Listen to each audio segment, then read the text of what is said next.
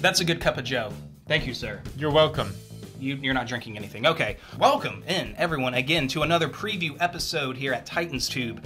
The Titans this week will be making their third stop in their month-long tour through the AFC North. We will be facing the Cincinnati Bengals this coming Sunday. But first, we have an announcement to make, everyone. We are trying out this thing that has been around for a while now called Patreon. We signed up, we created an account. And what does that mean for you, Caleb? What is this Patreon thing for those who don't know out there? This is what it means. It means that, you know what, YouTube is free. All of our content is free for you guys. And you know what? To get by in life, sometimes you don't need stuff to be free. You need to have monies. This isn't free. To get the Joe, to get the this isn't the free. Phone. Yeah. But anyways, and on Patreon, you are more than welcome to, you know, throw a buck or two, throw us a bone there, you know, buy us, give us enough money to buy us a beer or something, and then, you know, something that you were getting for free, now we want you to pay for it. That's not a good sales pitch. No. I shouldn't have said that. Well, it might work. Regardless. It's just something we're trying out because, you know, making these videos does take a lot of our time up, and we want to continue doing this, and we will have a lot more of an incentive to do so if we had money coming in and doing this.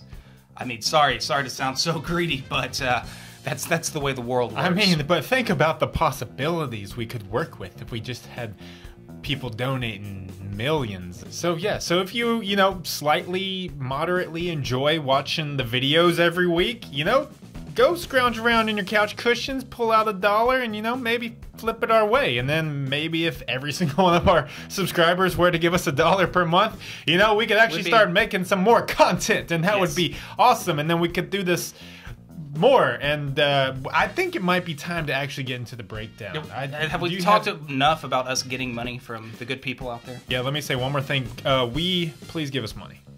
Pretty much, yeah. Enough said. We're here to talk about the Bengals Titans. We are. And you mentioned that journey through the AFC North, which is going very well for the Titans so far. I mean, we've beaten both the Browns and the Ravens in the previous weeks, and overall, we're actually riding a 3-game win streak. Okay, so Cincinnati's record coming in is like the exact opposite of Tennessee's right now. The Titans are 5-3 overall. Cincinnati is 3-5. Titans are 3-1 at home. Cincinnati is 1-3 on the road. So it's just like it's like looking in a mirror. Flip flop, flip flop, flip flop. So, anyways, since we are playing at home this week, I say that bodes pretty well for our overall chances in winning this game. Another thing that bodes well for this game is that the Bengals are dead. Dead last in total offense, I mean. Dead last in total offense. Caleb, do you have the numbers for us? Yeah, I do. Someone really must have left the bag to the Bugles open for too long, because they're starting to get stale on offense, especially. Nice. Because they're ranked 28th in points per game. And then they're last in total yards and also rushing yards per game. And then 28th in passing yards per game. I mean, some very low rankings on the totem pole of NFL greatness. Very, very low on that poll. As we know, though, they fired their offensive coordinator after like the second or third game of the season. Yeah, and that helped them out for like a game. Given these offensive woes, they are touting the 6th ranked defense in the NFL. So kind of a theme we've been seeing in these NFC North teams. The defense is the strong point of these teams. Yeah, but Cincinnati's offense is so weak. This team is super unbalanced, kind of like my checkbook. What, you still have a checkbook? Nope. First category, Cincinnati's passing offense versus the Titans' secondary and passing defense. Even though their offense has struggled this season, crazy stuff happens in the NFL. We kind of saw that last week. Baltimore came into the game with a 30th ranked rushing defense, and we couldn't get the ground game going all game long against them. You know, I never thought I would say this, Justin, but you're right. You didn't think I could be right about something? Basically, what you're saying is we need to read between the lines with these stats. Read between the lines. What lines? I don't see any lines. So currently, Andy Dalton on the year has 1,739 yards. He's put up 11 touchdowns to 8 interceptions. I mean, not blowing me away with these stats. If Dalton does have something going for him in this game, however, it is that this is not a playoff game and he is facing a starting quarterback. So he has a chance. Boom! Oh! Right up in there. with this Cincy team, it's less about Dalton and more about the weapons around him. Or should I say weapon? Because really, it's about AJ Green being a top 5 receiver in the NFL, probably even higher than that. And you wonder how this team is in dead last in offense. Well, you know what? It's probably because AJ Green decided to forego his football career and take up MMA. I mean, did you see the beatdown he gave Jalen Ramsey last week? I did. You can see the moves. Oh yeah. Boom. Give it to him, AJ. Boom. Yes. Boom. Oh. Get ejected from the game. Get ejected from the game. Now get suspended for the next game. Oh, he didn't get suspended. Yeah, player safety, NFL. Player safety. I really, really care about that. So, since AJ Green didn't get suspended for throwing blatant punches in a game, now it is someone we have to worry about. But luckily, AJ Green is on one of the worst stretches of his career. I mean, he only has 7 catches over the last 3 games. So, probably a reason why their offense is dead last. Another receiver they have, the Speedy Gonzalez 9th overall draft pick, John Ross, out of Washington, has done nothing this year. He hasn't developed into anything yet. And he hit rock bottom last week when he was a healthy scratch. So I don't know what Marvin Lewis is doing, not using their 9th overall pick for anything so far this season. So I can only assume much of the same if he's going to play. I don't expect him to be a factor. Yeah, their receiving core is pretty thin. Now, they do utilize Joe Mixon and Giovanni Bernard a little bit in the passing game, but honestly, barely enough to note here, even though we did.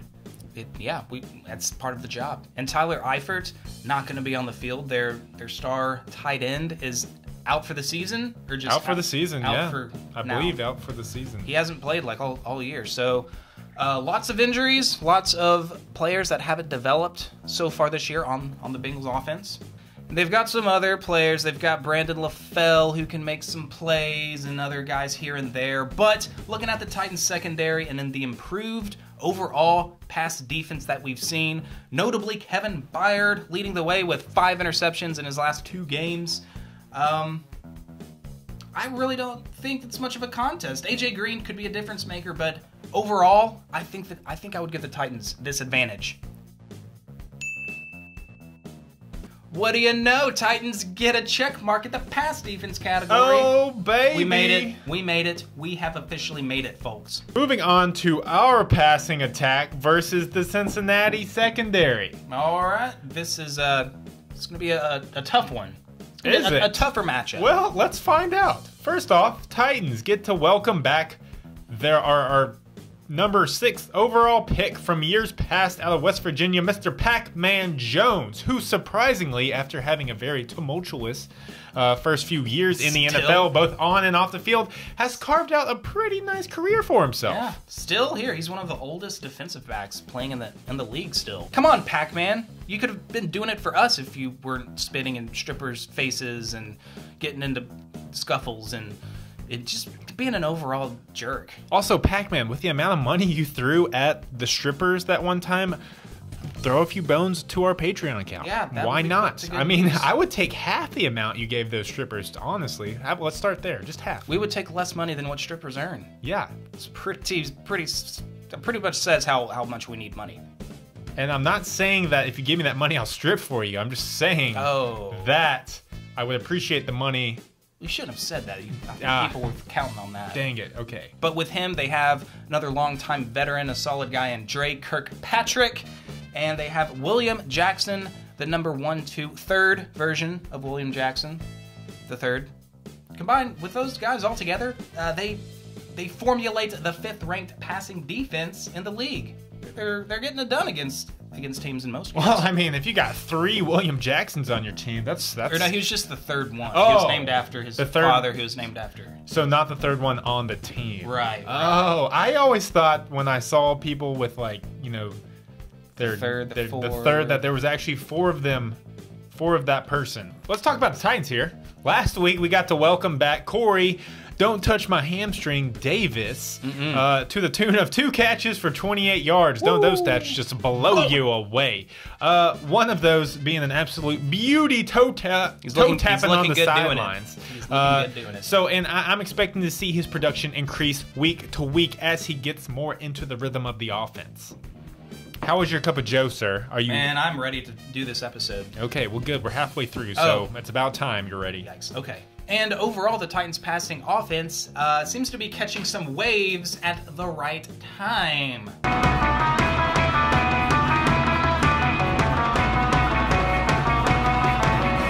Against Baltimore's top 5 defense, they put together one of the best performances of the season, despite one really bad throw from Mariota, got picked off by Eric Weddle. But the passing offense was effective against, one of the better defenses in the league. So hopefully we can continue that trend against the Bengals. Yeah, I mean, Rashard had a great game. One-legged Delaney Walker was able to move the chains and come up key on big drives. And even Eric Decker finally got his touchdown as a Titan, his first touchdown as a Titan. I bet Jessa James Decker was happy about that. Was she tweeting?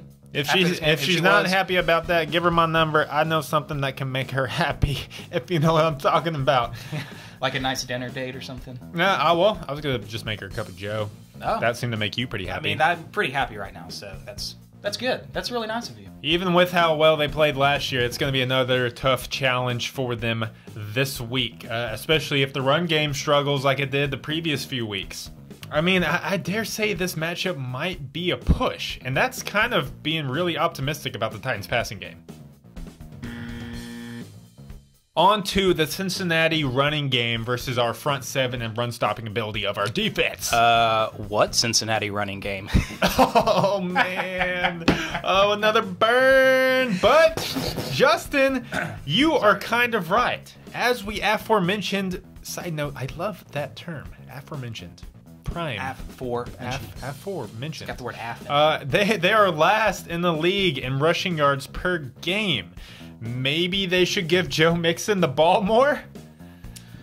He sure seems to think so, but sorry, Joe, you are no Le'Veon Bell, at least to this point. Maybe once you get that 2.9 yards per carry up to 3, maybe 3.1, you can start calling yourself a stud. It's just the O-line. The O-line of Cincinnati is not good. That's where they've struggled the most. At all. I mean, you can't brew a good cup of joe without a good coffee maker, right? That's true. It takes multiple parts to brew a good cup of coffee. Like the multiple parts of the O-line. Exactly. They have the joe, and now they need the coffee maker. The components of the brew. Andy Dalton's the barista. The offensive line is the Mr. Coffee, and then the actual coffee you drink is the Joe Mixon. They just don't got all their parts working. And they have Giovanni Bernard, who, another side note here, I'm going to name my first son Giovanni, because that name is just awesome. Giovanni.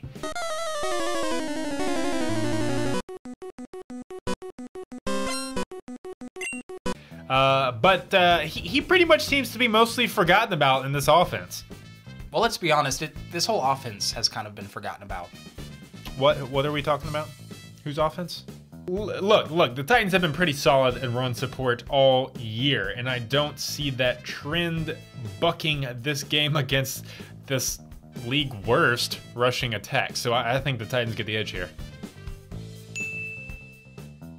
On to the part of the Titans that everyone thought we would not have to worry about, the running game. At this point in the season, has been struggling recently. Oh yeah, Titans fans everywhere are just losing their mind over this stagnation. Is that a word? I don't know, but I like that word. Okay, let's use it. I do too. New word now, stagnation of the Titans run game, yeah, which was one of the top rushing attacks in the league last year. Yeah, and if there's one thing these AFC North teams has done successfully against us, it's shutting down our running game. I mean, last week, Murray and Henry barely managed to combine for 50 yards. Yowza! Since he's pretty above average at the run defense, currently 13th in the NFL. And they got some pretty solid members of their front seven. You know, notably Geno Atkins, who is leading their team in sacks and who is a very heavy hitter. They've also got another monster on the defensive line named Carlos Dunlap. And they have a possibly blossoming rookie in Carl Lawson, who already has 4.5 sacks on the season.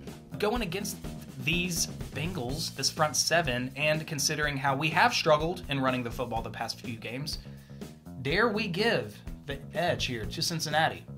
I think we're going to have to. I think this is the first time in a long time that the Titans have not gotten the edge in the rushing offense versus the other team's defense in our preview episodes. But, I mean, DeMarco's been slightly banged up.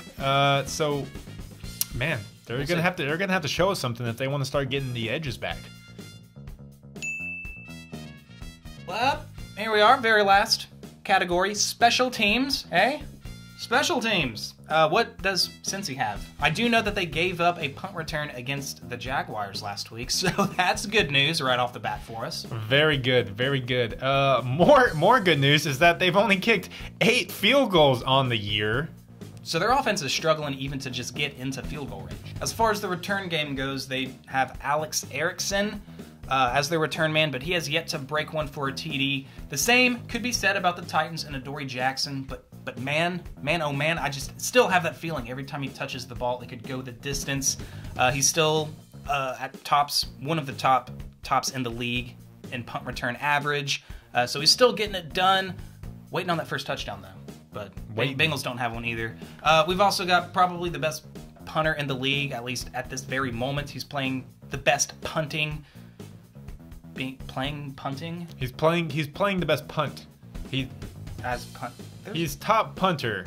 And Ryan Suckup, that dude is on a tear. Can we wipe the missed extra point away from our memories? What? That's one blemish that he had. He missed the extra point? Mr. Suckup did against the Ravens. What?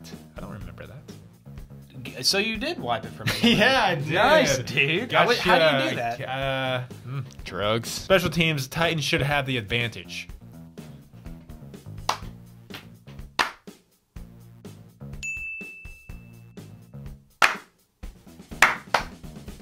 So we got more advantages than the Bengals. We did. So, we're favored in this game, Justin. Yeah, so we gave us the edge, which clearly means we do have the advantage in this ball game, and we will win. But will we, Caleb? What do you think the key to this game is? How will the Titans get the win, and what's the score going to be?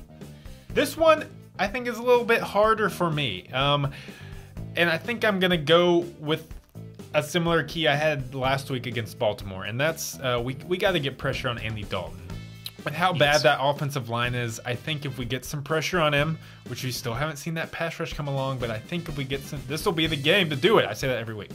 But I think if we can get some pass rush on Andy Dalton, he will make some mistakes. We can get some 3 and outs and control the time, the clock, control possessions, and we'll win by that. It's like a domino effect. If we have the pass rush, everything else will fall into place. It is. I really like how our defense is playing, and I would like to see I'd like to see our secondary they're hungry, man. They're all back there hungry, waiting to get some turnovers, and I think if we can just generate a little bit of pass rush on this weak offensive line, it's going to happen, and I think that'll be the key to the game. I like the Titans in this one. Cincinnati is not threatening me at this point this year in the league. I don't know how Marvin Lewis is still the coach back there. It might be time to move on from him. Cincinnati. And also get rid of those butt ugly jerseys. Jesus, it ain't Halloween all year. I like the Titans to win this one. What's new? I like the Titans to win this one. I like us to win it. I'm gonna say 24-13. Very nice. Justin, what is your key? If there's a player that can beat us and beat us this game, it is AJ Green. I think we have to find a way to eliminate him. He's a mismatch for almost any corner in the league, just with his length, his size, and his speed, just straight athleticism. It would be a mistake if we put Adoree Jackson on him for size differences. I think we need a game plan to slow him down. Put Byard over the top covering him, put Logan Ryan on him, take AJ Green out of the game, and I think our defense can get the job done. I know it's not that easy, just calling out one player and be like, shut him down and we should win, but that's how I feel. That's the one player that scares me on the Bengals. I know this Bengals team hasn't been impressive, but I think this is going to be another ugly game and another ugly win that the Titans are going to get. I'm going to take the Titans in this one, 17-14. Close one. Close Comes one. down to a fourth quarter field goal by the Suck Man. Or I should just call him Suck Up. You know how we're going to determine who really wins this game, though? Something about forces that we cannot see, nor hear, nor smell, but we can feel them. And we can see the action in its process unfolding. Could not have said it better myself, sir. I think what you're referring to is Madden and the Madden deities. I was talking about, like, the wind and the weather. Oh. Well, I was wrong. But no, you're right. Madden gods. Who we should mention, if you didn't catch the last Madden challenge and then watch the follow-up game, Madden predicted a correct fake special teams play. In Madden, the Baltimore Ravens computer player ran a fake field goal on us. In the real-life game, the Baltimore Ravens ran a fake punt. Yeah. And got a first down. So there's something mysterious at work here, folks. And honestly, if you're still watching this video and you're not going to go over and watch the Madden challenge, what is wrong with you? Come on. Don't you want a spoiler of how the game's going to unfold in real life? Yeah, and it's fun.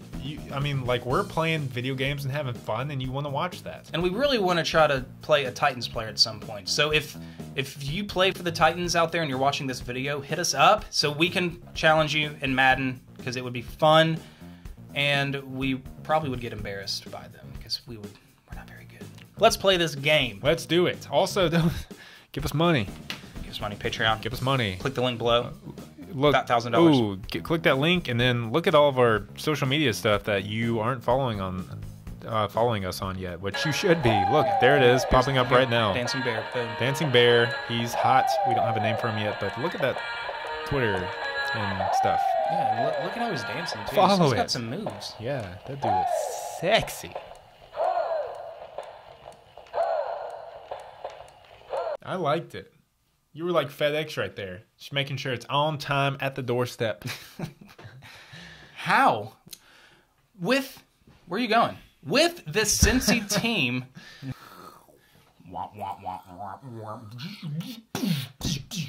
Your phone is blowing up. Anyways. Got a very chatty girlfriend. I mean, let me do my job, please. Jeez. Take out all So my you're gonna really write all these bad jokes jokes. in here, and then Justin could just edit them out. Yeah. By being a healthy scratch, I meant to say.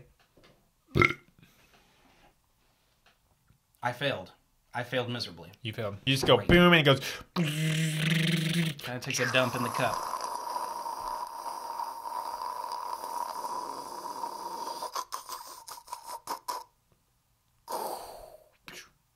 Joe is ready. Now, that's a beep. Let's skip that. Let's skip. Okay.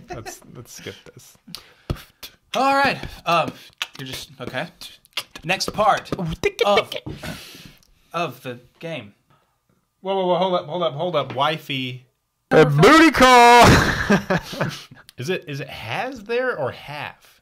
AFC North teams has done well or have done I think it's well? have. Did I say has? You said has. Man, that's stupid. That sounds stupid. I mean, well, first of all, grammar is pretty stupid. Who invented grammar? Grammar- Get out of here grammar with that dumb. grammar. Grammar dumb, dude. Get out of here with that grammar.